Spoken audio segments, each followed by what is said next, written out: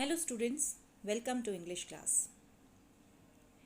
Today I have taken up a poem from your Honeydew textbook.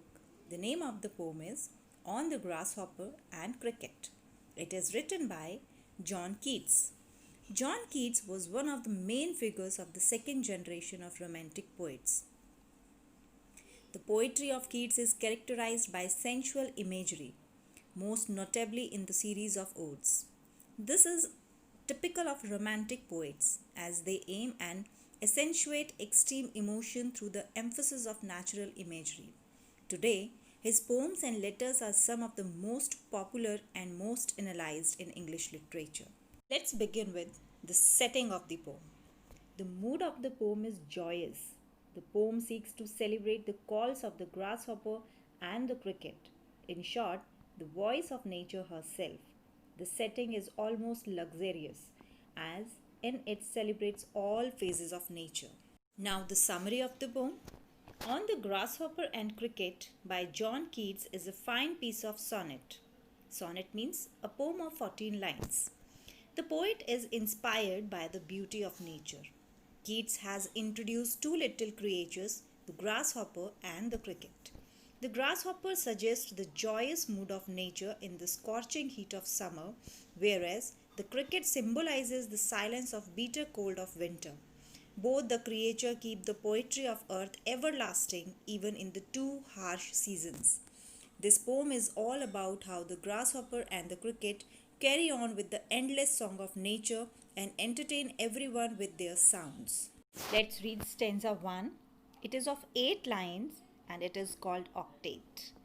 The poetry of earth is never dead when all the birds are faint with the hot sun and hide in cooling trees a voice will run. From hedge to hedge above the new mown mead, that is the grasshopper's, he takes the lead. In summer luxury he has never done, with his delights for when tired out with fun. He rests at ease beneath some pleasant weed. Explanation of this octave, explanation of this stanza. The poem is not separated into stanzas, it is separated into an octave and a sestet. The first part of the poem, the octave, celebrates the earth in all its forms. It says that the poetry of earth is never dead. The earth provided poetry in the form of the songs of the birds or the calls of the beast. However, when the summer sun is too hot and strong, the birds find it difficult to keep up their routine. They find shelter from the scorching heat in trees that provide ample shade and hence are cooling. But the grasshopper does not cease its song. Its voice runs throughout the freshly mown meadows untiringly. Even in the sultry summer days, he never stops his chants. The grasshopper does not feel faint under the sun. For him, even the summer is the time for joy. Hence, when he has had his fill of fun, he finds comfort under some weeds or long grass stalks. Now let's read second stanza, which is of 6 lines and it is called sestet. The poetry of earth is ceasing never. On a long winter evening when the frost has wrought a silence, from the stove there thrills the cricket's song in warmth increasing ever, and seems to one in drowsiness half lost. The grasshoppers among some grassy hills. Explanation of this sestet. The sestet begins with the earlier declaration that the poetry of earth is forever. It is never ending. During the cold, harsh winters when one is numbed by the cold, only one voice is heard that calls out to one in drowsy evenings by the fire, and that is the cricket. The poet tells us that during the winters, instead of growing quiet of the cold, the cricket finds a corner in some kitchen near a stove and belts out of its song. The warmth coming from the stove mingles with the warm tones of the cricket, who tries to keep one entertained. This song perhaps reminds one who's half asleep that the grasshopper is probably out on some grassy hill singing its heart out. The central idea of the poem is tenacity of the grasshopper and the cricket to provide us entertainment and joy to us through their respective songs. Their songs are the poetry of earth, poetry that never ceases to be, even during extreme circumstances. The theme of the poem is nature is the major theme in this sonnet. Nature is seen as a revered figure throughout this poem. It is not difficult to trace the influence the natural world has on Keats as one reads this poem. The first line begins with a declaration that the poetry of earth is never dead. This declaration is followed by Keats trying to explain why not.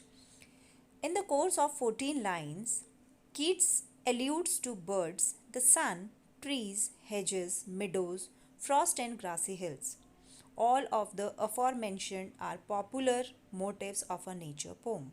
Some of the poetic devices are used by the poet in this poem to make its poem more decorative and interesting. First is alliteration. The use of the same beginning consonant sound in a line or verse. Example of alliteration in this poem is new mown mead, hedge to hedge, he has never done. This is the example of alliteration. Second is personification. Personification means when you give human qualities and human characteristics to an object, animal, or idea.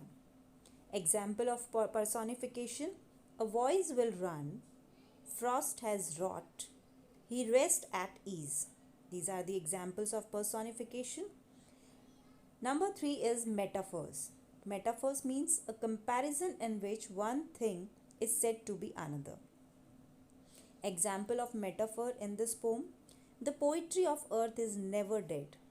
Sounds of nature and poetry of earth. The cricket song is warmth increasing ever. Cricket song is warmth in the air. Symbolism. Symbol, an object that stands for itself and a greater idea. It creates a direct, meaningful link between a specific object, scene, character, or action, or abstract ideas, values, persons, or ways of life. Example of symbolism is grasshopper is the symbolism of summer season, and cricket is used for winter season. Every poem has its own rhyme scheme. Now, what is the meaning of rhyme scheme? A rhyme scheme is the pattern of rhyming lines in a poem. It is usually referred to by using letters to indicate which lines rhymes. For example, AB, AB indicates a 4-line stanza in which the first and third lines rhyme and do the second and fourth. The rhyme scheme of this poem is A, B, B, A, C, B, B, C. That's all about this poem. I hope it is clear to you all. If you have any query, feel free to ask. Thank you. Stay home. Stay safe.